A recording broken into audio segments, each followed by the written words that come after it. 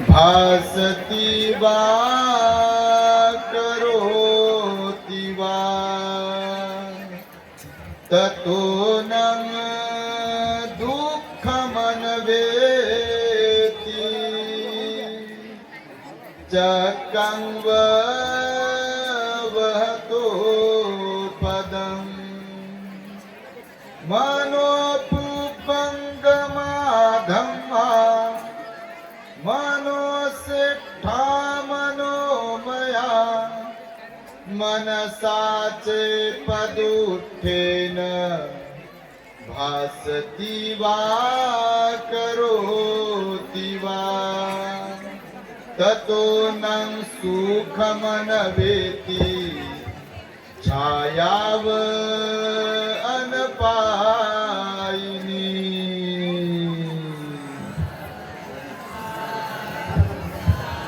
संपूर्ण विश्वाला ज्यांनी सुख शांती मानवता तथा दुःख मुक्तीचा आर्य संदेश दिला असे ते दुःख मुक्तीचे मार्गदाता दुःख मुक्त महामानव महान कारुणिक तथागत भगवान सम्यक संबुद्ध तथागतांनी आपल्या शुद्ध प्रज्ञेतून निर्मिलेला सद्धम्म आणि त्याच सद्धम्माचा गेली 2500 वर्षांपासून सातत्याने अहोरात्र प्रचार आणि प्रसार करणारा पूजनीय भिक्खू संघ या महान आणि सर्वश्रेष्ठ अशा त्रिरत्नांना प्रथमतः त्रिवार अभिवादन करतो, ज्यांच्या महान आणि असीम त्याग प्रभावामुळे आपल्याला जो हा अनमोल असा बुद्ध धम्म लाभला आणि ज्यांच्यामुळे आपल्याला हे एवढे मोठे वैभव प्राप्त झाले असे महान युग प्रवर्तक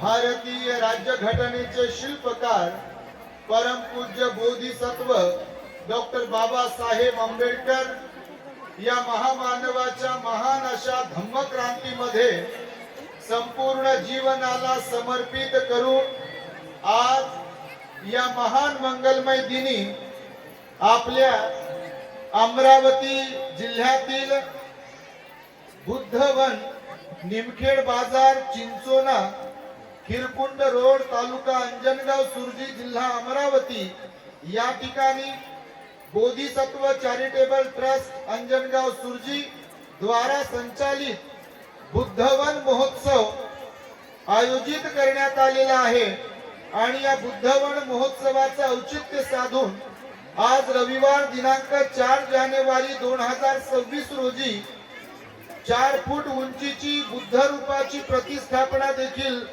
या ठिकाणी संपन्न झालेली आहे।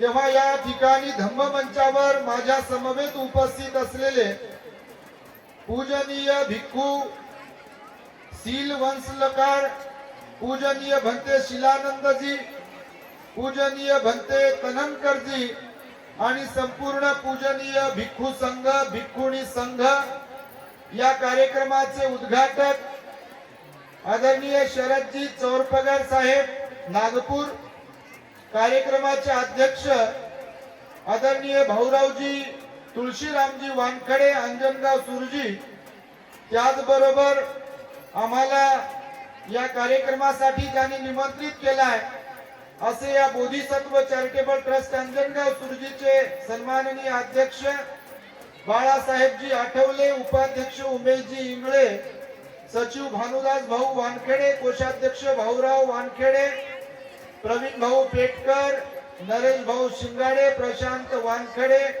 आणि सुजाताताई आठवले, त्याचबरोबर श्रद्धावंत धम्म उपासक गौतमजी वानखेडे आणि संपूर्ण आपण मला वाटतं दर्यापूर, अंजनगाव सुरजी, अकोट आणि दूरवरून धम्मदेसना श्रवण करण्यासाठी उपस्थित असलेले श्रद्धावंत उपासक उपासिका, बालक तथा बालिकांनो, तद्वतच दी ग्रेट हॅपीनेस या आपल्या यूट्यूब चॅनलचे सर्वच दर्शक, सर्वप्रथम तुम्हा सर्वांच्या प्रती मंगल मैत्री सद्भावना व्यक्त करतो आणि आपणा सर्वांच्या दुःख मुक्ती करिता तथागत भगवान बुद्धांद्वारा शिकविलेल्या धम्मोपदेशास प्रारंभ करतो।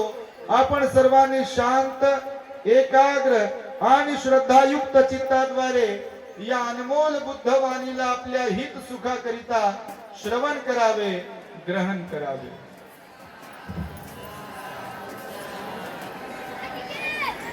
आम्ही 2000 आम्हाला बोलावलंय तेव्हा सर्वप्रथम आपण सर्वांनी आयोजक मंडळींचं साधुकारांनी आणि टाळ्यांच्या गजरांमध्ये अभिनंदन आणि कौतुक केलं पाहिजे.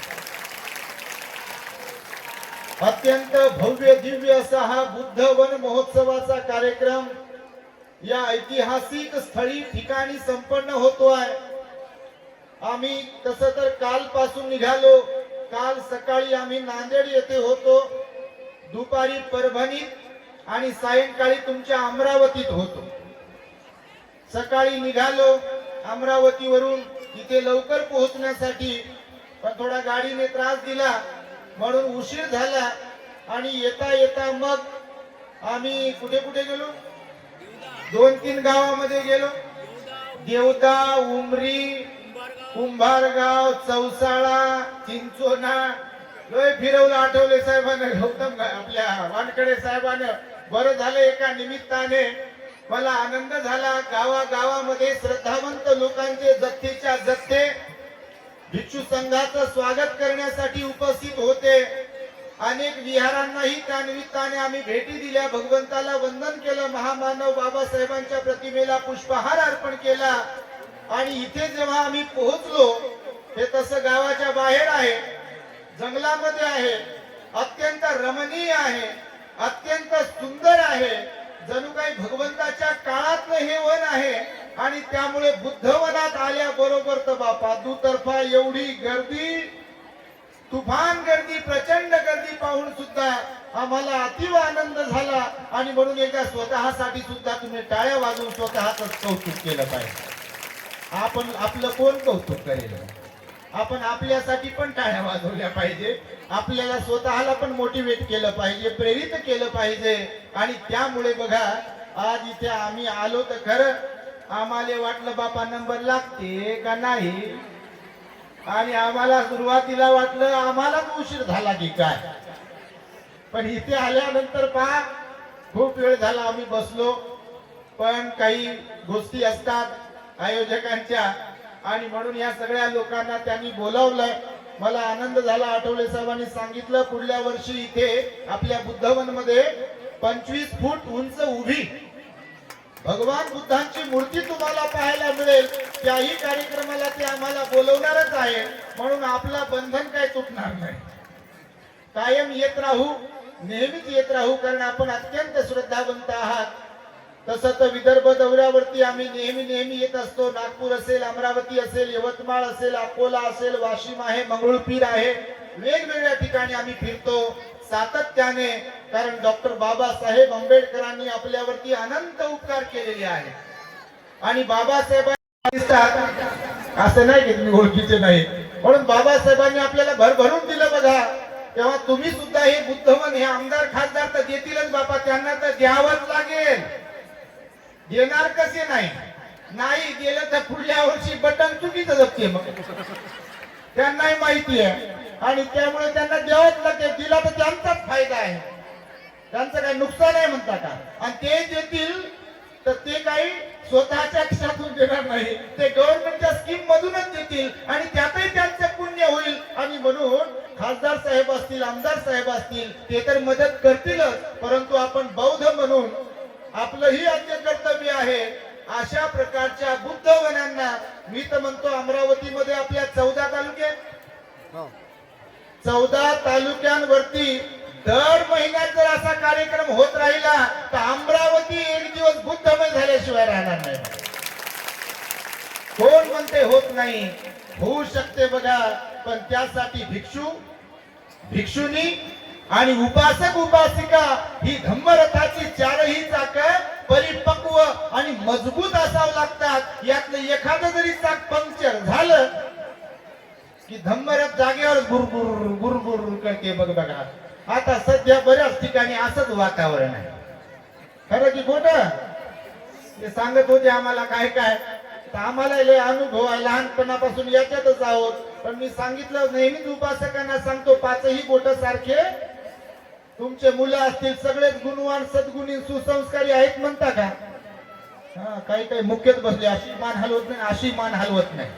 आपल्या हातानं कसं काय सांगा आपल्या लेकरा बाळाबद्दल? हा, बायोडाटा लिहायला सांगा बापा. लय भारी बायोडाटे लिहितात लोक. वर्ण गवाळ आहे म्हणते, स्वभाव तर लयच विनम्र आहे म्हणते, असा नम्र बिलकुल. आणि घरात आल्यावर मम्मीकडे असे डोळे वटारून पाहत. मम्मीने जर काही बोललं की बाई करू नको बाळा, बाहेर जाऊ नको, पप्पा जर बोलले तर पुन्हा बोलायचं नाही म्हणते. म्हणजे असा स्वभाव जरी असेल तर बायोडाट्यामध्ये सांगते पोरगा फार सुस्वभावी आहे म्हणते. तर हे बायोडाटा वेगळा आणि खरोखरचा स्वभाव वेगळा. आणि त्यामुळे बघा बाबासाहेबांनी आपल्याला बुद्धाचा धम्म दिला. या बुद्धाच्या धम्माचं आपल्याला आचरण करता आलं पाहिजे, तरच बाबासाहेब आंबेडकरांना अभिप्रेत असलेला आदर्श बौद्ध समाज आपल्यातून आपण निर्माण करू शकतो. त्यासाठी आपल्या प्रत्येक व्यक्तीला धम्म कार्यामध्ये, सामाजिक परिवर्तनाच्या लढाईमध्ये योगदान द्यावं लागेल. नाही तर दुसरेच कोणीतरी मुलं दान द्यावं भिक्षू म्हणून, कोणतरी बुद्धवन दुसऱ्यानेच तयार करावं, विहारही दुसऱ्यानेच तयार करावं. आणि आम्ही फक्त 365 दिवसातून एकच दिवस घराच्या बाहेर नाचायलाच बाहेर पडावं. भारत बुद्धमय होईल का या मानसिकतेमुळे? होईल का? झोपले का? खिचडी खाल्ली का? लय 10-12 क्विंटलची खिचडी बनली म्हणे बापा. तिकडे गेलो आम्ही, सुगंध येत होता. तुम्ही खाल्लीच असेल, काही खाल्ली नाही कशावरून? तर खाण्यासाठीच आपलं जीवन नसायला पाहिजे. भगवंत म्हणाले की केवळ खाणारे लोक जर असतील, मनुष्य प्राणी जर असेल, तर माणसांमध्ये प्राण्यांमध्ये काही फरक उरेल काय? खाण्यासाठी जगणे आणि जगण्यासाठी खाणे, आणि खाता खाता एक दिवस बटन दबलं की मरणे, याला काय जीवन म्हणतात का? कहा गए पता नहीं, क्या लाए ये भी पता नहीं, बस खाले म्हणतात. बाल्या बाल्याची माय, 10 बाय 10चा कशाचा बापा? लय बंगले पाहतो आम्ही, गावातही बंगले, शहरातही बंगले आपल्या लोकांचे बघा, माला माल झाले. गुलामी का टूट गया जाल, ये है मेरे भीम का कमाल, ये भिखारी बने हैं माला माल, ये है मेरे भीम का कमाल. कुणाचा कमाल आहे? कुणाचा? म्हणून फुकटचं खाऊ नका बाबासाहेबांचं. समाजाला देत राहा, धम्म कार्यासाठी देत राहा. देत राहा म्हणजे कोणावर उपकार करण्याचा विषय नाही आहे. आपण धम्मासाठी जर दान देतो तर कोणावर उपकार करत नाही. उपकार कोण करते? उपकार करते बुद्ध, धम्म आणि संघ. आणि त्यानंतर उपकार कोण केले आपल्यावरती? महामानव डॉक्टर बाबासाहेब आंबेडकरांनी. म्हणून आपण उपकार नाही करत आहे कोणावरती. जर कुठे दान देत असेल, मदत करत असेल, सहकार्य करत असेल कोणत्याही प्रकारचं, तर आपण उपकार करत नाही कोणावरती. कारण आपलं आद्य कर्तव्य आहे. बाबासाहेब म्हणाले ज्या समाजामध्ये आपला जन्म झाला त्या समाजाचा उद्धार करणे हे माझं कर्तव्य आहे. अशी ज्यांना जाणीव आहे ते धन्य आहे. कोणाचं वाक्य आहे? कोणाचं?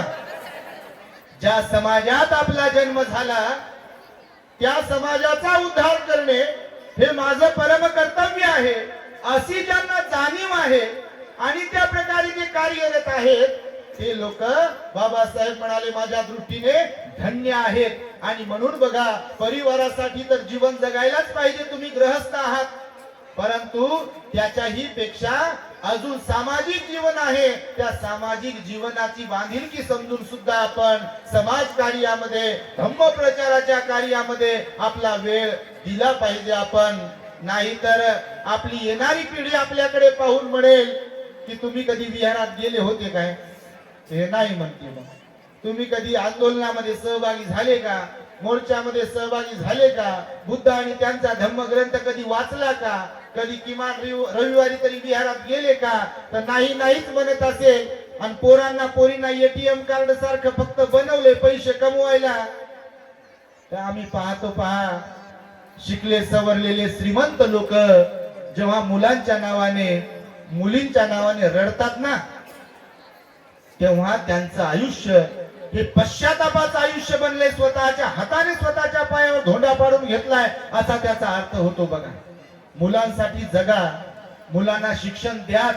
कारण बाबासाहेब शिका, संघटित व्हा आणि संघर्ष करा म्हणाले. शिक्षण हे वाघिणीचं दूध आहे, जो पिल तो गुरगुरल्याशिवाय राहणार नाही. हे जरी बाबासाहेबांचे बोल असतील तरी बाबासाहेब म्हणाले शिक्षणाबरोबर सील पाहिजे.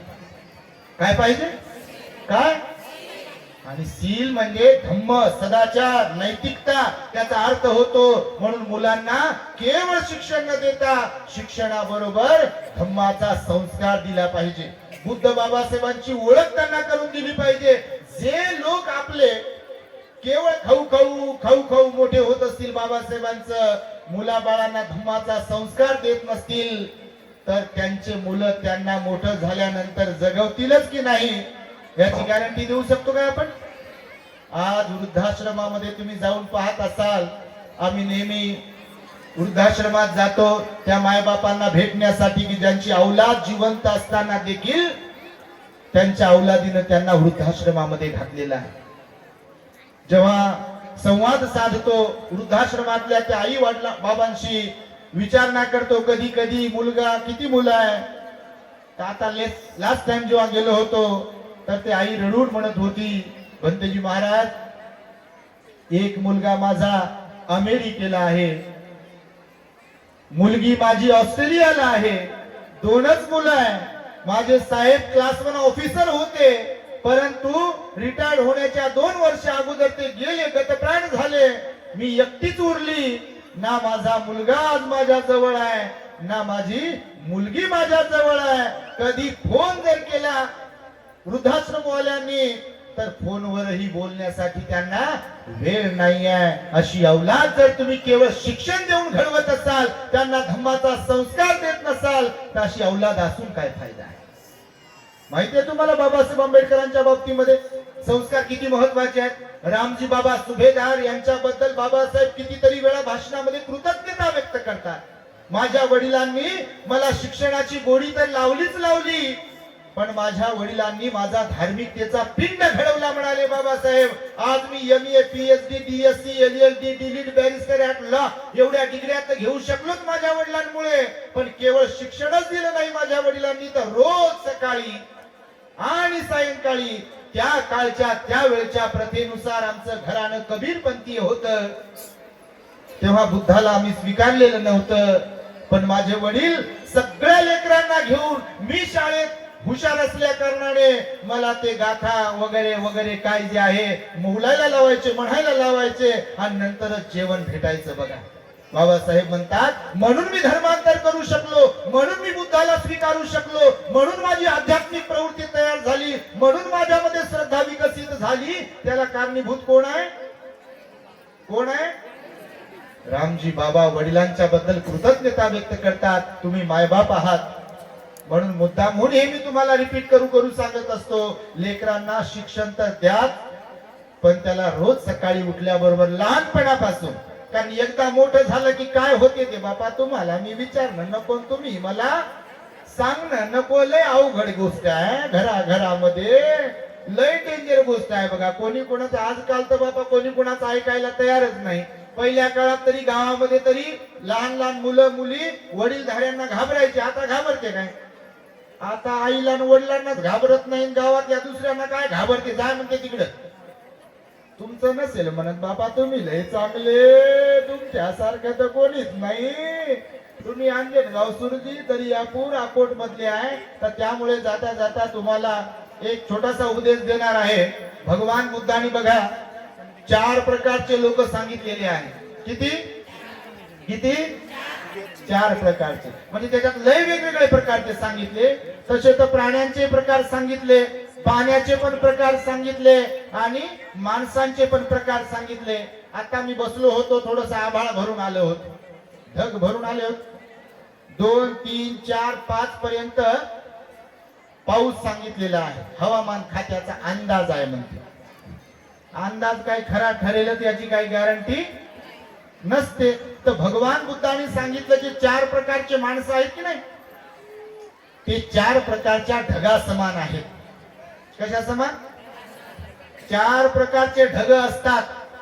किती प्रकारचे ढग असतात? तर तुम्ही म्हणाल बा 4 प्रकारचे कुठे आहे? एक तर निळं दिसते, नाही तर पांढरं दिसते. झालं मग पण 4 प्रकारचे ढग कोणते ऐकताय ना? हा मला वाटलं बापा 4 प्रकारचे ढग कोणते? आम्ही आधाशासारखं बोलत असतो. लोक जेवण आधाशासारखं करतात. आम्ही जिथं फार दिवसानंतर जातो तर आधाशासारखं बोलतो, कारण कमी वेळामध्ये जास्त बोलता आलं पाहिजे जेणेकरून लोकांना लाभ होईल म्हणून. तर 4 प्रकारच्या ढगासारखे लोक कसे आहेत? आता आम्ही जसं समाजाचा अभ्यास करतो, आता कोणाला नाव ठेवत नाही बिलकुल, तुम्हाला तर बिलकुलच नाही, तुम्ही खरंच लय चांगले आहेत म्हणून तर बसले, नाही तर मला वाटलं बा गर्दी कमी होते का काय. आणि हे घाबरले होते, यांना वाटलं बा आता जातात की काय, हे दान देण्यासाठी वंदन करण्यासाठी येत होते बा, यांना वाटलं जातात. आता हे कशाचे जातात? जोपर्यंत भंती आहे तोपर्यंत जात नाही का? जाता का तुम्ही? हा एवढा मोठा आवाज येते, हे काय फक्त काय खायला चाले का खिचडी? हे बिलकुल श्रद्धावंत लोक आहेत, धार्मिक लोक आहेत. 4 प्रकारच्या ढगासारखे समाजातही लोक आहेत. आज समाजाची जी अवस्था आहे, बऱ्याच ठिकाणी बघा, एक ना धड भाराभर चिंधी आहे. जयंतीला जेव्हा निघते तेव्हा म्हणते आमच्या तालुक्यासारखी जयंतीच कोणाची निघत नाही म्हणते. आणि जेव्हा काम की बात कामाची वेळ येते तेव्हा मला वेळच नाही म्हणते. म्हणजे असे काही काही लोक आहेत. तर बघा ढग कसे आहेत आणि तसेच माणसं कसे आहेत समाजामध्ये आजही. कारण बाबासाहेबांच्या अपेक्षा होत्या समाजाकडून, भिक्षूंकडून पण होत्या आणि उपासकांकडून सुद्धा अपेक्षा होत्या बाबासाहेबांच्याकडून. बाबासाहेब म्हणाले मला भारत बुद्धमय बनवायचा आहे. काय म्हणाले? भारत बुद्धमय बनवायचं. ऍक्च्युअली जर पाहिलं, संविधानात्मक तरतुदींच्या द्वारे महामानवाने बाबासाहेबांनी या देशाला बुद्ध धम्माची दीक्षा दिलेलीच आहे. कारण संविधानात्मक तरतुदी जर तुम्ही पाहिल्या तर पंचशिलाचं उल्लंघन केलं की काय होते? सजा होते, गुन्हेगार ठरते. म्हणजे संविधानामध्ये टाकलं बाबासाहेबांनी पंचशिलेला. परंतु पहिला ढग आहे इथे की जो फक्त बरसते, गरजत नाही. माहिती तुम्हाला? काही काही पावसाळ्यात बघा तुम्ही, अशी गर्जना होते, गरजते गरजते, असं वाटते बा पाऊस किती येते आता, आणि पाऊसच येत नाही. ते गरजते गरजते निघून जाते बा. तर गरजणारा ढग लक्षात ठेवा.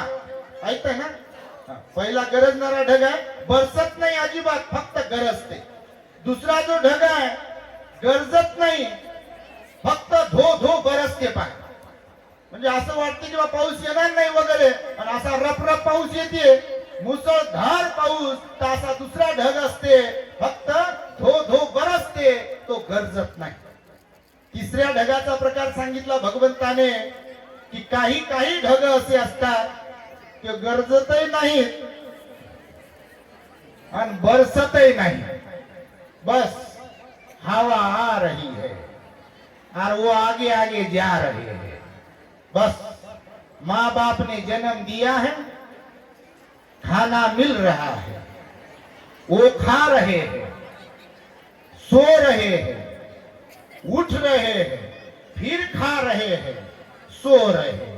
आप नाही बापा. पण काही काहींची गोष्ट करतो. असे आहेत की नाही? तुमच्याकडे काय नाही म्हणता का तुम्ही? लय आहेत असे, गावात म्हणा, शहरात म्हणा, कुठेही म्हणा, लय लोक असे झोपलेलेच आहे. जाग असाव, कवीनं आपल्या लिहिलं बघा, जाग असाव हे भीमाचं पिल्लू, जाग असाव, पुढारताना कधी कुणाच्या मागे मागे नसाव, पुढारताना कधी कुणाच्या मागे नसाव, जाग असाव हे भीमाचं पिल्लू, जाग जाग असाव. फक्त निवडणुकीच्या वेळेला पैसे घेण्यासाठीच नाही बापा. 500 रुपये द्यान मत घ्या, 1000 द्यान मत घ्या. तुम्ही नसाल तसे बारीक तोंड नका करू. अरे घराघरात पक्ष आहे हो, आहे का नाही? तुमच्याकडे काय नाही म्हणता का? अहो लय पाहिले आम्ही. साऱ्या खेड्यात जातो, तांड्यावर जातो, वाड्यावर जातो, शहरात जातो, गल्ली बोळात इकडे कुठं जातो. समाजाचा जेव्हा अभ्यास करतो तेव्हा बघा समाजाला विकायला बसलेले लोक सुद्धा कमी नाही आहेत. समाजाची बदनामी करणारे सुद्धा लोक कमी नाही आहेत बघा. म्हणून भगवंताने 2500 वर्षांपूर्वी सांगितले हे 4 प्रकारचे लोक आहेत. त्यात तिसरा प्रकार समजला तुम्हाला? गरजतही नाही आणि बरसतही नाही. आणि चौथा प्रकार सांगितला भगवंताने, ज्यांचं कौतुक करावं तेवढं कमी आहे, किंवा जे ढग महापुरुषांसारखे असतात किंवा सज्जन असतात, सामाजिक परिवर्तनाच्या लढ्यामध्ये स्वतःला झोकून देतात, असा जो ढगाचा प्रकार सांगितला तो म्हणजे काही ढग इथे गरजतातही आणि बरसतातही. खरं की खोटं? तर तुम्ही कोणत्या प्रकारचे ते तुम्हालाच माहित बापा. तुमच्याकडे असं बोट करत नाही मी. असं बोट तर लय कोणालाही करता येते. आणि हे एक बोट दुसऱ्याकडे केलं, हे 4 बोट आपल्याकडे असतात. आणि त्यामुळे बघा, माणसंही आपण दुसऱ्यांचं सोडा, जगाचं, आपल्या समाजाचा जर विचार केला तर या 4 प्रकारचे लोक बिलकुल समाजात आहेत म्हणजे आहेत. पहिला कोणता सांगितला? फक्त गरजतात पहा. जयंती आली, मिरवणूक निघाली, बघता काय सामील व्हा म्हणते दुसऱ्यांना. आणि हे 365 दिवसातून एकच दिवस नाचण्यासाठी बाहेर सामील झाले जयंतीमध्ये. आणि दुसऱ्याकडे पाहते आणि म्हणते बघता काय सामील आहे. त्या मागे आम्ही जयंती जात असतो, आम्ही पण कधी पाहण्यासाठी, अभ्यास करण्यासाठी.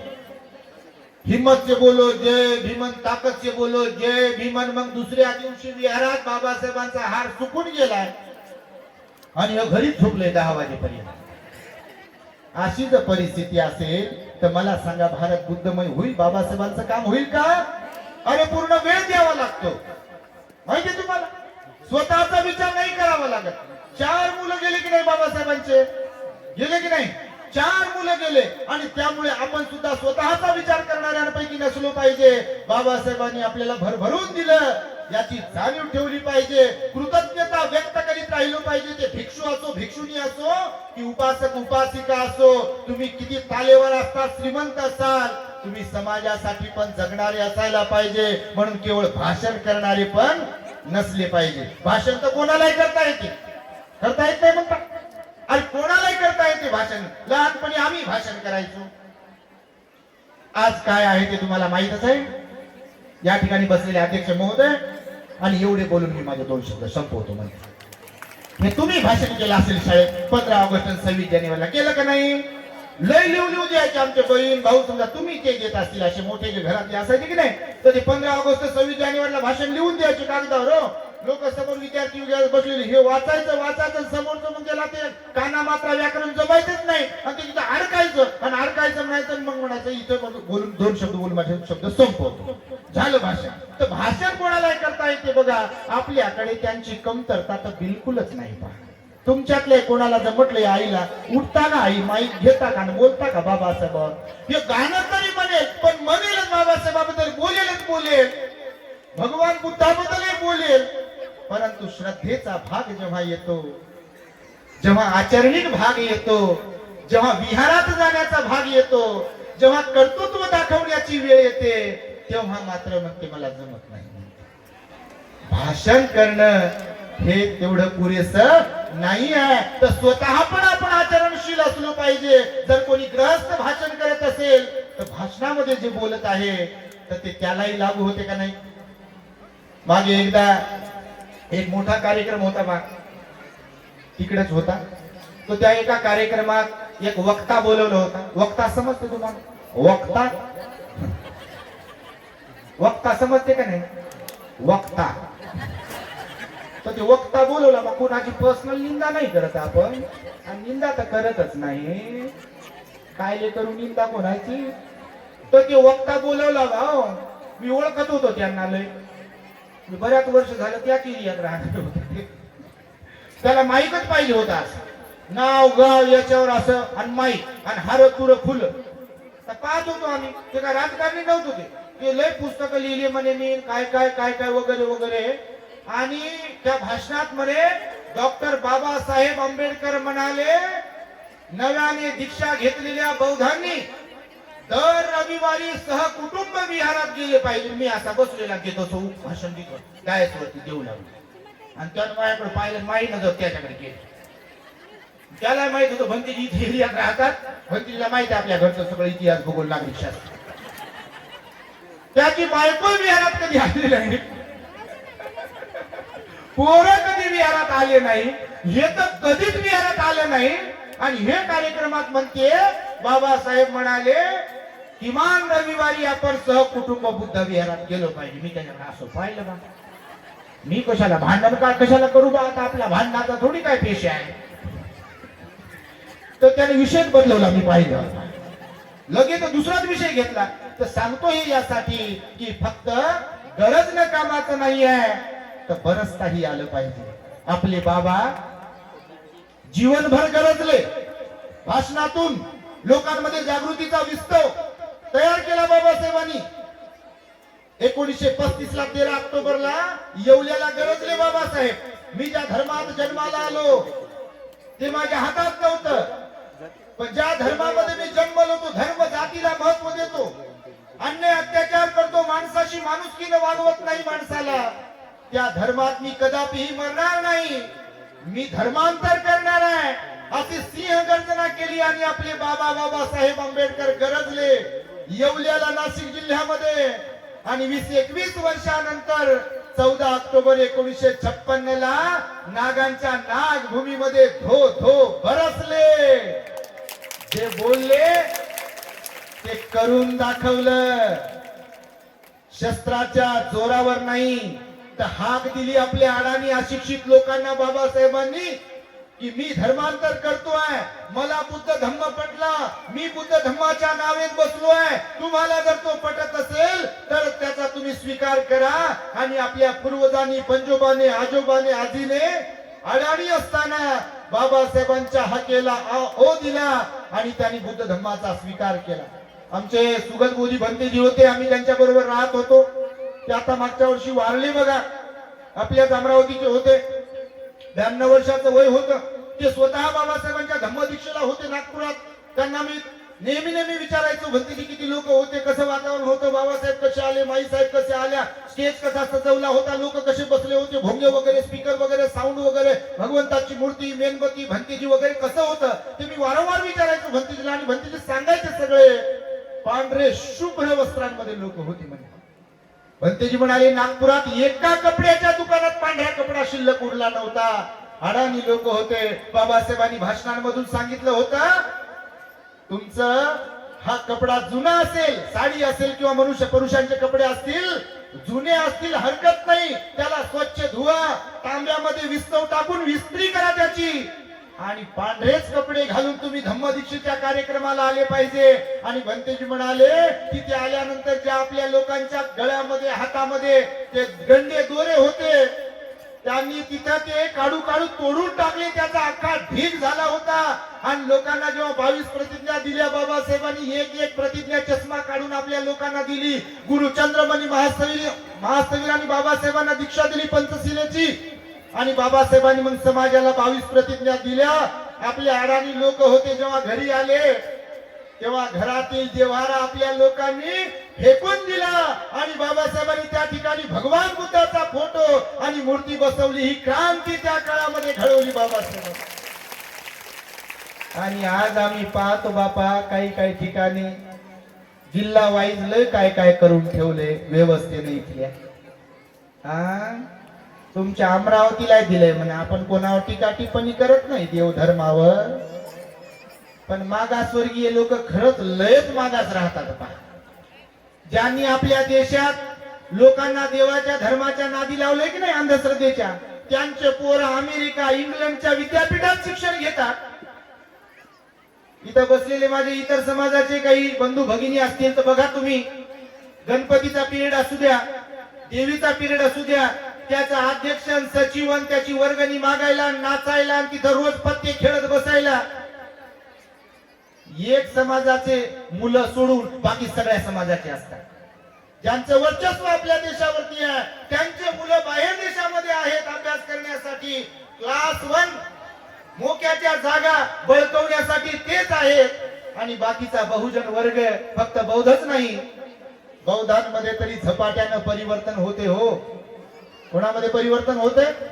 आणि तेही सहन होत नाही इथल्या व्यवस्थेला. लोक म्हणतात यांनाच आरक्षण दिलंय बाबासाहेबांनी. अरे संविधानाचा आपण अभ्यास केला पाहिजे. एससी कॅटेगरी मध्ये किती जाती आहे? वकील कोण आहे इथे? किती जाती आहे चोरपगार साहेब? एससी मध्ये 59 जाती आहे, पैकी महार एक जात आहे. आता 64 झाल्या बघा, पैकी महार एक आहे. इथल्या पूर्वीच्या महाराची आणि आजच्या बौद्धांची प्रगती कशामुळे झाली आहे?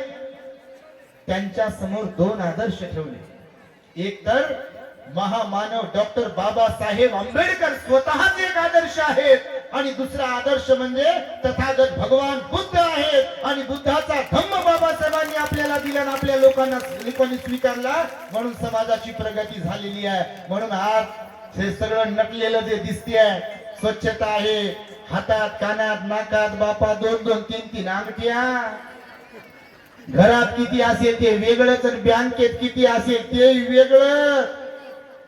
जळ म्हणतात जळेना एवढं सोनं चांदी माणिक मोती आपल्या लोकांकडे आलं बघा.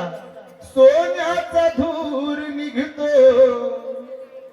झोपडीत माझ्या, मजला सलाम करतो तो दिल्लीचा राजा, मजला सलाम करतो तो दिल्लीचा राजा. भीमलेखनीची धार, क्रांतीची झाली तलवार, क्रांतीची झाली तलवार, भीमलेखनीची धार.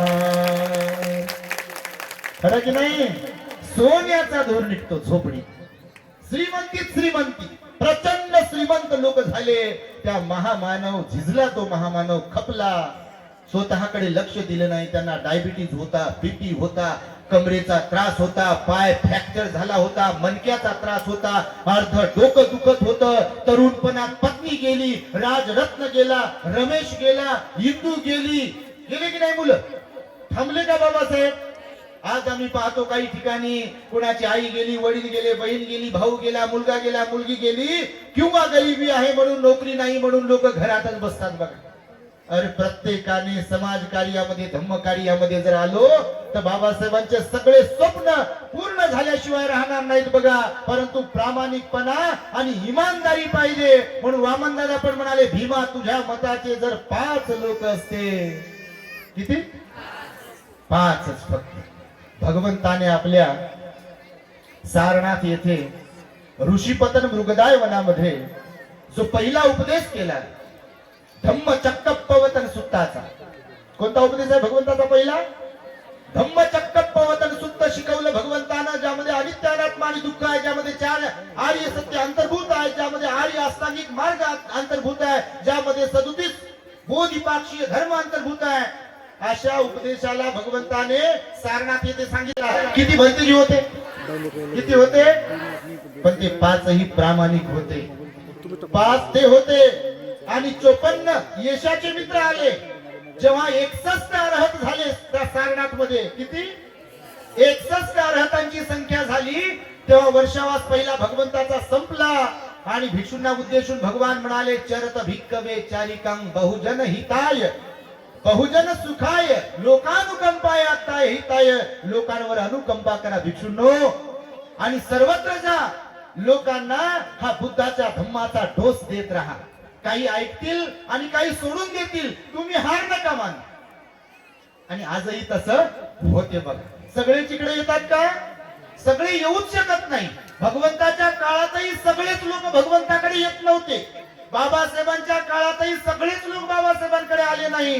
कारण आपल्या पूर्व कर्मानुसार सुद्धा आपलं जीवन चालते. म्हणून सगळेच लोक श्रद्धावंत नसतात, सगळेच लोक धार्मिक नसतात, सगळेच लोक पंचशिलाचं पालन करणारे नसतात, सगळेच लोक आर्य उपवासाचं पालन करणारे नसतात, सगळेच लोक विहारात जाणारे नसतात. काही असे आणि काही तसे असतात. म्हणून गरजणाऱ्यांपेक्षा बरसणारे पण असले पाहिजे. पण भगवान म्हणाले, काही काही फक्त गरजतात, बरसत नाहीत, आचरणामध्ये ते बसत नाही. बुद्ध बाबासाहेब बाबा त्यांच्या एवढा कोणाला माहित नसते, फक्त माहितच असते. बोलो रो बोलो, जय भीम बोलो. बुद्धासारखं तर कोणीच नाही म्हणते आमच्या, आणि आमचा बुद्ध म्हणते. आणि आमचेच बाबासाहेब म्हणते, तुम्ही नका घेऊ म्हणते. आणि बाबासाहेबाचा फोटो जाळला 25 तारखेला या देशात, माहितीये का तुम्हाला? सोशल मीडियावर जाळला का नाही? फोटो जाळला. पोलीस बाजूला आहेत, कोणाला कोणाच्या विरोधात बोलत नाही आहे. ज्या महामानवाने या देशातल्या शेवटच्या माणसाचा विचार करून या देशामध्ये समतेचं, बंधुभावाचं, न्यायाचं राज्य प्रस्थापित व्हावं यासाठी जीवाचं रान करून, स्वतःचं आरोग्य चांगलं नसताना, प्रचंड त्रास होत असताना देखील संविधान लिहिलं. इथे प्रत्येकाचा विचार केला, विशेष म्हणजे इथल्या महिलांचा विचार केला, सगळ्या जाती धर्माच्या लोकांचा विचार केला.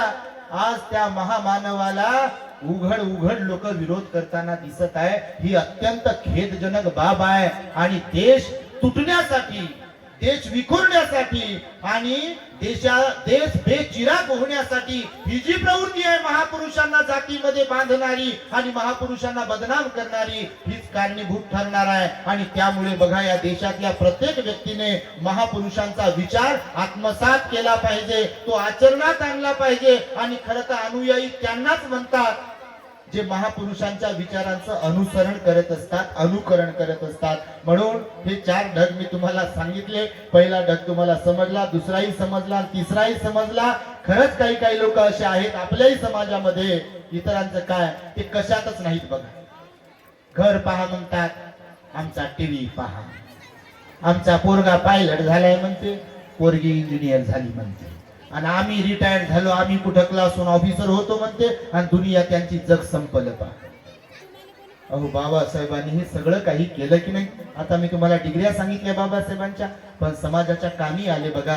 आपणही समाजाच्या कामी आलो पाहिजे. म्हणून बुद्धवनाची जी आयोजक मंडळी आहे, ज्यांनी ज्यांनी सहकार्य केलंय, मी बाळासाहेब आठवले साहेबांबरोबर चर्चा केली, गौतम वानखडे यांच्या बरोबर पण चर्चा केली. आमचे सरपंच जे आहेत त्यांनी भोजनदान दिलं भिक्षू संघाला, त्यांच्यासाठी साधुकार द्या कार्यालयाला.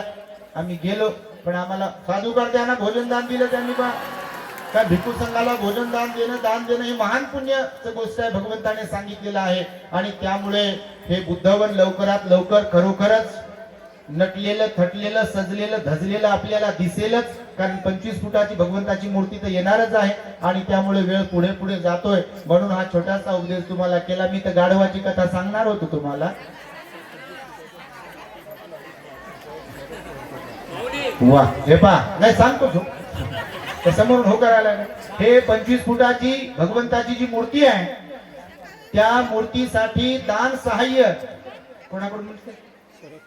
हे पहा, आपले जे उद्घाटक आहेत शरद चंद्र नाही, शरद ती चौद पगार सीए नागपूर, त्यांच्यासाठी एकदा प्रचंड टाळ्या वाजवा. आता सांगतो कशासाठी टाळ्या वाजवायला सांगितले. हे माझे भीम करत आहे तुम्हाला. त्यांनी 2.5 लाख रुपये, किती? 2.5 लाख रुपये मूर्तीसाठी ते दान देणार आहेत. आणि असे जर अधिकारी आले तर खरंच सांगतो तुम्हाला, भारत बुद्धमय झाल्याशिवाय राहणार नाही बघा.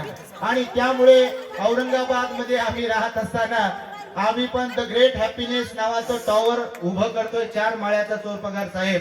तेही समाजाच्या स्वेच्छा दानातून, कोणालाही काही मागणार नाही. फक्त लोकांनी स्वतः श्रद्धेनं जे दान दिले जातील, 1 रुपयापासून 1 लाखापर्यंत, त्याच्यातून तो द ग्रेट हॅपीनेस टॉवर उभा करणार आहोत. ज्यामध्ये मेडिटेशन हॉल आहे, बुद्ध विहार आहे, विशेष म्हणजे पाली भाषा अभ्यास केंद्र, पाली लँग्वेज स्टडी सेंटर असणार आहे. अत्याधुनिक सुविधांनी युक्त भिक्खू निवास आहे, साधक निवास असणार आहे. त्यानंतर ई लायब्ररी असणार आहे, वाचनालय असणार आहे, अभ्यासिका असणार आहे. आणि तिथे सुद्धा बाहेर, म्हणजे बिल्डिंगच्या बाहेर 22 फूट बाबासाहेबांनी 22 फूट दिला, तर 22 फूट उंच उभी बाबासाहेबांना अभिप्रेत असलेली भगवान बुद्धाची मूर्ती असणार आहे, चालते बुद्ध.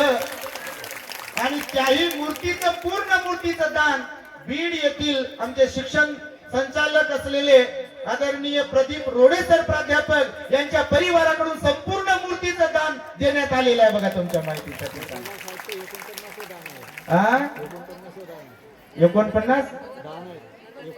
49व दान. बापा, वा, हे पहा, दानच दान देतो म्हणजे अशी हे असं ऐकलं की लोकांना पण बघा स्फूर्ती चढते, आणि स्फूर्ती चढलीच पाहिजे. बघा मी तर म्हणतो दान देणाऱ्यांमध्ये स्पर्धा लागली पाहिजे, समाजामध्ये आपल्या लागली पाहिजे का नाही? ते देऊ आपण दान, मूर्तीचं झाल्यावर ते नक्कीच देऊ, कारण अशा लोकांची खरंच गरज आहे. पण ते श्रद्धेशिवाय दान कोणी देत नाही. निश्चितच चौरपगार साहेबांमध्ये श्रद्धा आहे आणि त्यामुळे ते दान देत आहे. तर तुम्हाला आता दृष्टांत सांगतो, सांगू की नको? एवढे सांगाच म्हटल्यावर सांगतो दादा. आम्हाला इथून आर्वीला जायचं, आर्वीहून जायचं वर्धेला, वर्धेहून उद्या पुन्हा हिंगण घाटला आहे. भारत बुद्धमय झाल्याशिवाय हम शांत बसणार नाही. जिएंगे तो बाबा साहब के मिशन के लिए और मरेंगे भी तो बाबा साहब के मिशन के लिए. आणि त्यामुळे काम करत राहिलं पाहिजे, हा आपला पेशा आहे. आणि भिक्खू म्हणून पूर्ण जीवन आपलं समर्पित आहे बाबासाहेबांच्यासाठी, आणि प्रत्येकाने हे जीवन समर्पित केलंच पाहिजे, कारण त्या महामानवाने आपल्यासाठी प्रचंड त्याग केलेला आहे. परंतु गाढवाच्या प्रवृत्तीचे लोक, तुम्ही नाही बाबा, तुम्हाला म्हणत नाही, पण प्रवृत्ती सांगतो खरंच तशी आहे. खरं तर भगवंताने डुकराची पण उपमा दिली हो. मी नाही देत, तुम्ही नाही तर म्हणाल कोणी. काही काही लोक जरा हुशार, काही काही लोकांना दीडशहाणी म्हणतात. तर ते कोणी असतील तर म्हणतील बा भतीजी असं कुठं असते का गाढव? मी कशाला म्हणू बाबा गाढव कोणाला? तुम्ही धम्मपद जर वाचलं तर त्या धम्मपदामध्ये एका ठिकाणी भगवान म्हणाले काही काही मनुष्य डुकरासारखे पण असतात, खाऊन झोपायचे. आता जी म्हणालो की नाही मी, खायचं झोपायचं, खायचं झोप. माय बाप आहे म्हणतात त्यांना बाहेर जावं. कधी कधी तर बायको म्हणत असेल बापा जा ना कुठे, पण ते जातच नाही कुठे. घरातच दारू पिऊ पिऊ, दारू पिऊ पिऊ घरातच पडते, घरातच झोपते. अशा प्रकारे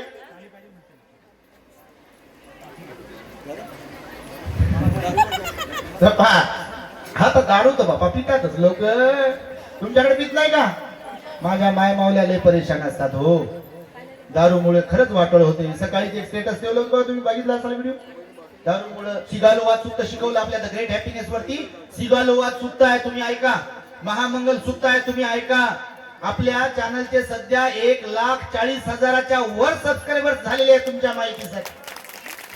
आणि फक्त बौद्ध लोकच प्रवचन ऐकतात असं नाही चौरपगार साहेब, सर्व जाती धर्माचे लोक प्रवचन ऐकतात. तुमच्या माहितीसाठी सांगतो, कारण आपण टीका टिप्पणी बाजूला ठेवत असतो. माणसांमध्ये परिवर्तन झालं पाहिजे, देशातल्या एकूणच लोकांमध्ये परिवर्तन व्हावं, महामानवाला अभिप्रेत असलेलं, त्यामुळे आपण बोलत असतो. म्हणून दृष्टांत सार्वजनिकच आहे, तो कोण्या जाती धर्मासाठी नाहीच आहे. तर एक असंच जंगल होतं. आता तुम्ही जंगलातच बसलेले आहे, तर जंगलाचा राजा कोण असतो? हा माझ्याशी बोला, कोण असतो? हा सिंह जंगलाचा राजा असतो. तर मग झाला दृष्टांत आहे हो, नाही तर म्हणा सिंह कुठं बोलते का, गाढव कुठं बोलते का, अगोदर सांगतो बा. तर सिंह जंगलाचा राजा होता, तो थोडासा म्हातारा झाला होता. म्हातारा झाल्यामुळे कमजोरी आली होती. कमजोरी आल्यामुळे कोल्हा चतुर असते, माणसंही चतुर असतात. काही काही कामापुरता मामा ताकापुरती आजी करणारे, तुम्ही नाही तसे. तर मग कोल्हा एक आला सिंहाकडे आणि सिंहाला म्हणाला, महाराज मला तुमची सेवा करण्याची संधी द्या. सिंह म्हणे काय सेवा करतो म्हणे. तर तो कोल्हा म्हणे, महाराज तुम्ही थकलेले दिसता, आता तुमच्याच्यानं काही शिकार होत नाही बा. मी चपळ आहे म्हणे, चतुर आहे. तुम्ही गुफेमध्ये थांबत जा. आजूबाजूला गुफेच्या जवळपास एखादा प्राणी शिकार म्हणून कोणी आलं की मी तुम्हाला येऊन सांगत जातो. मग तुम्ही त्याच्यावर जाऊन झडप घालायची आणि शिकार करायची. आणि शिकार करा, तुम्हाला जेवढं खायचं आहे तेवढं तुम्ही खा, आणि तुमचं उरलेलं उष्ट मी खातो म्हणे. उष्ट खाणार नसलो पाहिजे माणसाने. आज असतात काही काही लोक. आता निवडणुकीचं तर वार आहे बापा. काल परभणीत बोललो मी चौरपगार साहेब, काही काही आता गल्ल्या गल्ल्यानं लोक का नाही, अशा महिला बिल्या बिचाऱ्या, काही पुरुषही एकच ड्रेस घालते, एक ड्रेस घातलेला असा एक ग्रुप दिसला महिलांचा. मी विचारलं माझ्या बरोबरच्यांना, बाहे काय करू लागले नेमकं? गळ्या बिळ्या पट्ट्या बिट्या गळ्यात घातल्या. मी म्हटलं काय करत आहे? तर ते म्हणे भंतीजी हे निवडणुकीचा प्रचार करत आहे. म्हटलं अच्छा. त्यानं लगेच पुढचं सांगितलं, ते म्हणे भंतीजी हे रोजाना आणलेल्या महिला आहे म्हणे. पप्पा म्हटले लय भारी काम झाले रोजानं. तर हे चापलुसी करणं, उष्ट खाणं, हे उष्ट खाणाऱ्यापैकी आपण नसलो पाहिजे. तर ते कोल्हा म्हणे बा मी उष्ट खायला तयार आहे म्हणे, महाराज तुम्हाला मी सांगत जाईल. सिंहाला पण वाटलं बा काही हरकत नाही, फुकटचा नोकर जर भेटते तर कोणाला नको आहे. सिंह म्हणे ठीक आहे काही हरकत नाही, मी गुफेत बसत जाईल. मग याची ड्युटी सुरू झाली. मग हा काय करायचा, कोल्हा जंगलात जायचा आणि एखाद्या प्राण्याला लाडी गोडी लावायचा की बा महाराजानं राजानं तुम्हाला बोलवलाय आणि चला. आणि मग तो प्राणी यायचा आणि मग सिंह त्या गुफेतून बाहेर यायचा आणि झडप टाकायचा आणि फडशा पाडायचा, दोघं मिळून खायचे. मग असं चाललं. आता जंगलात राहत असताना बाकीच्या प्राण्यांना समजलं की बा कोल्हा काहीतरी चतुराई करतोय, प्राणी कमी होत आहे, म्हणून त्या कोल्ह्याशी मैत्री करायला कोणी तयार होत नव्हतं नंतरच्या काळात. पण एकदा असं झालं, त्या कोल्ह्याच्या फाशामध्ये गाढव पडलं. गाढव ते गाढव, इथं माणसांना समजत नाही, गाढवाला काय ढेकळं समजेल. तर ते गाढवाजवळ गेलं बा कोल्ह, आणि त्या गाढवाला म्हणे, गाढव दादा, आता लय भाऊ ताई मॅडम म्हणतात लोक सध्या, हो तुमच्याकडे आहे निवडणूक? टीका करत नाही बाबा, सांगतो तुम्हाला माणसाची प्रवृत्ती. लय पाया पडू पडू पाया पडू पडू बेजार लोक होतात. तो ते गाढवाला कोल्हा म्हणे, गाढव दादा, तुला एक निरोप द्यायचा आहे. ते म्हणे, कोणाकडून? ते म्हणे, राजानं निरोप दिला. गाढव लय खुश झालं, राजानं निरोप दिला? कोणता निरोप दिला? तर गाढव दादा, राजा म्हटला की बा मी तर राजा आहेच आहे पारंपरिक, पण एका दिवसासाठी का होईना गाढवाला राजा बनवायचं म्हणे मला. याची छाती फुल फुगली अशी. कार्यकर्त्यांना तसेच सांगतात म्हणे लोक, आपल्याला माहित नाही बा, तुला तिकीट देतो. मी सोशल मीडियावर ऍक्टिव्ह आहे, आपलं चॅनल असल्यामुळे हे व्हिडिओ तुम्ही पाहत असाल. आर लय उडबुड बडू बडू बडू बडू घेऊ लागले लोक, मला कसं तिकीट दिलं नाही. शिव्या शापन काय काय काय काय देऊ लागले, लय डेंजर. आणि हसणारे लोक त्याच्यावर हसू लागले. मग बघा, तर ते गाढव अशी छाती फुगली, बा राजानं माझा विचार केला, मला म्हणते बा तुम्हा गाढवाला राजा बनवायचा आहे. माझा राजा किती हुशार आणि चांगला, असं तसं याच्या मनात विचार सुरू झाले. आणि एका दिवसासाठी का होईना मी जर राजा बनलो तर माझ्यासारखं कोणी नाही. मग हे मोहपाशात पडलं कोल्ह्याच्या आणि राजाच्या सिंहाच्या. तर गाढव म्हणे, कोल्ह्याला काय करावं लागेल म्हणे त्यासाठी? तर कोल्हा म्हणे, काही नाही, राजासोबत मीटिंग करावं लागेल म्हणे त्यासाठी, म्हणजे भेटावं लागेल. ठीक आहे, काय हरकत नाही, चला. हे निघलं ना गाढव कोल्ह्याच्या बरोबर, गेलो गुफेच्या जवळ जवळ. पण जाता जाता याच्या मनात विचार आला गाढवाच्या की बा असा कसा विचार केला असेल, कोल्हा फसवत तर नाही मला. तर आपण जरा हुशारीत राहिलो पाहिजे, सावध राहिलो पाहिजे. काय सांगा, आपल्यावर झडप मारली ना आपल्याला खाल्लं तर सिंहाने. तर हे गेलं बा, आणि त्या गुफेच्या थोडस अंतरावर थांबलं. कोल्हा म्हणे, मी राजाला बोलून आणतो. याचं धड धड धड धड धड धड सुरू झालं. कन्याने विचार केला ना तसा की बा आपल्यावर झडप मारली तर हे सावध होतं. तर यानं त्या गुफेकडे शेपूट आणि जंगलाकडे तोंड करून रेडी उभं होतं, रेडी पोझिशन. झडप मारली तर आपण चटकून जाऊ, पळून जाऊ. ते सिंह म्हातारा झाला होता अगोदर, ते आलं, त्याला वाटलं बा नेहमीच कोल्हा घेऊन येते कोणाला तरी झडप मारायची खायचं. पण हे गाढव जरा विचारात पडलं होतं, खरं की खोटं कसा विश्वास ठेवा म्हणून. आणि ते सिंह आला तर याच्यात त्राण उरलेला नव्हता. यानं झडप मारली की गाढव पळण्यासाठी रेडी. तर त्या सिंहाची झडप बसली गाढवाच्या शेपटीवर, आणि शेपटी तोंडात आली सिंहाच्या. गाढवानं धूम ठोकली, गाढव पुढं कोल्ह त्याच्या पाठीमागे.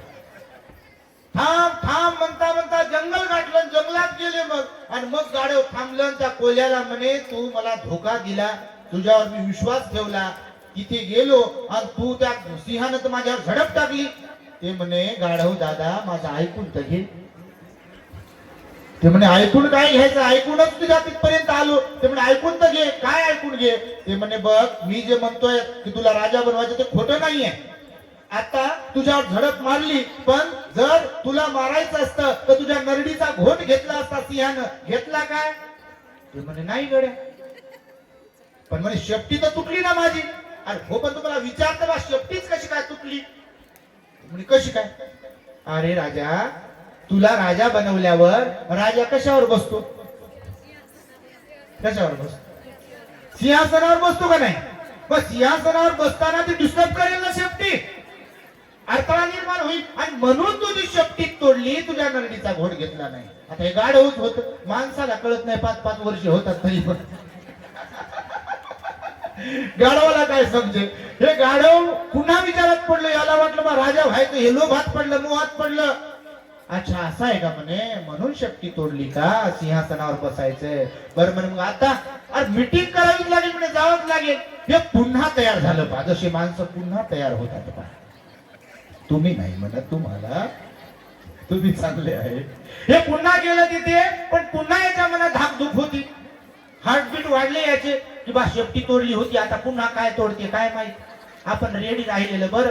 हे गेलं खरं, थांबलं, पण या कोल्ह्याने त्याचा जास्त विश्वास संपादन केला होता. आणि याला म्हणे काही करत नाही म्हणे, तू पाहत विश्वास तर ठेव.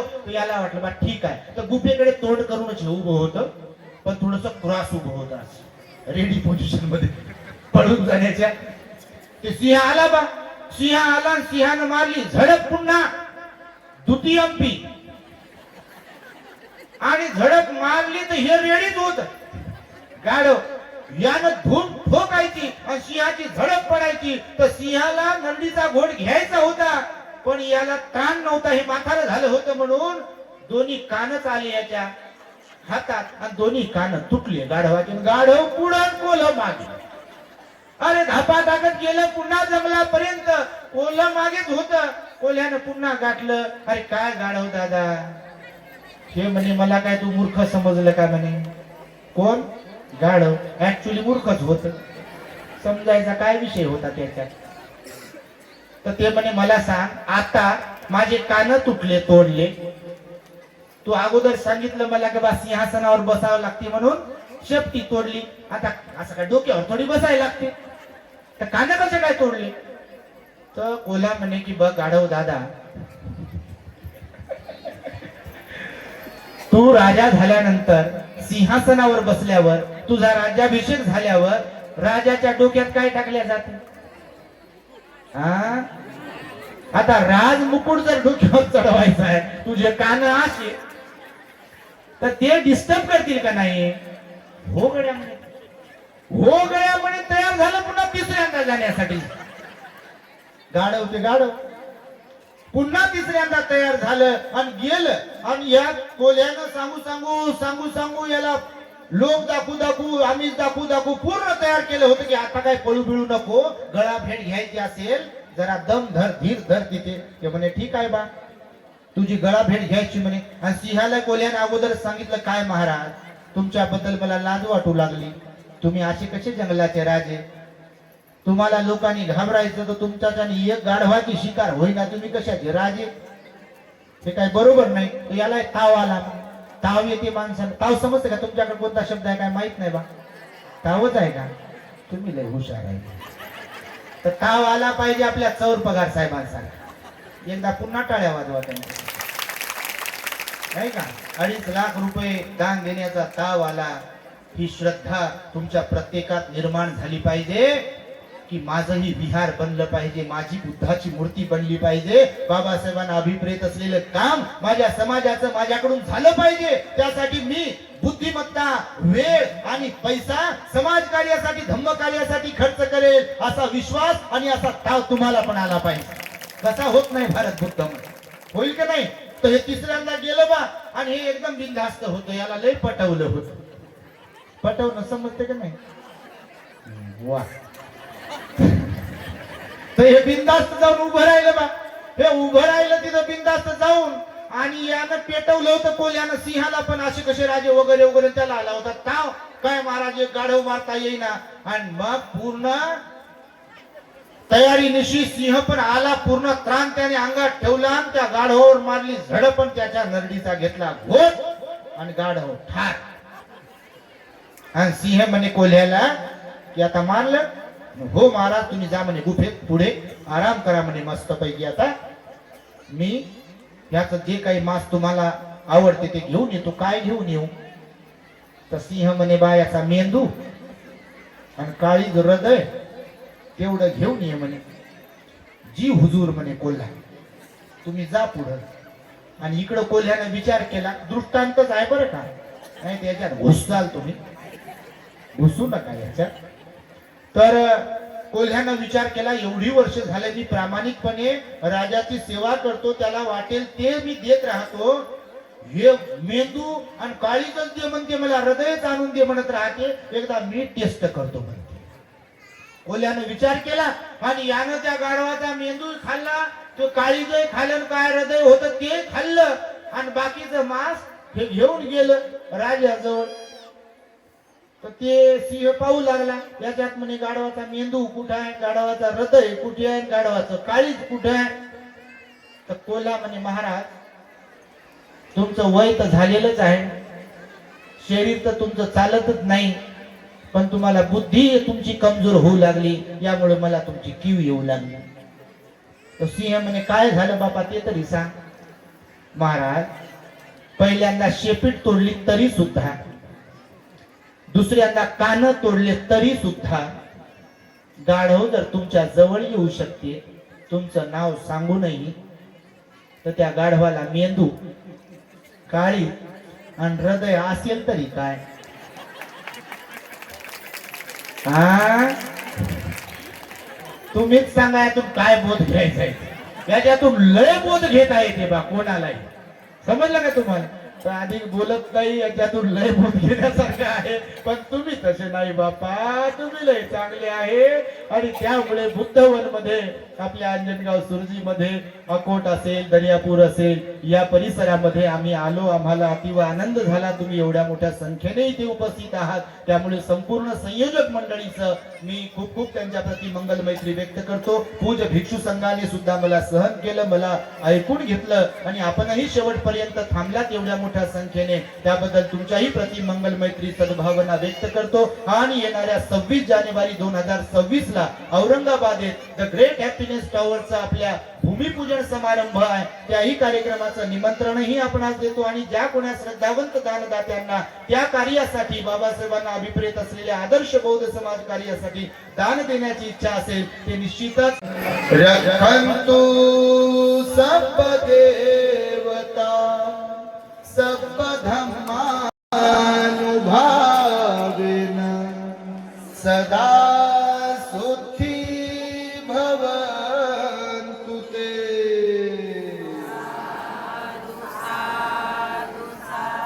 बुद्धं नमामि, धम्मं नमामि, संघं नमामि.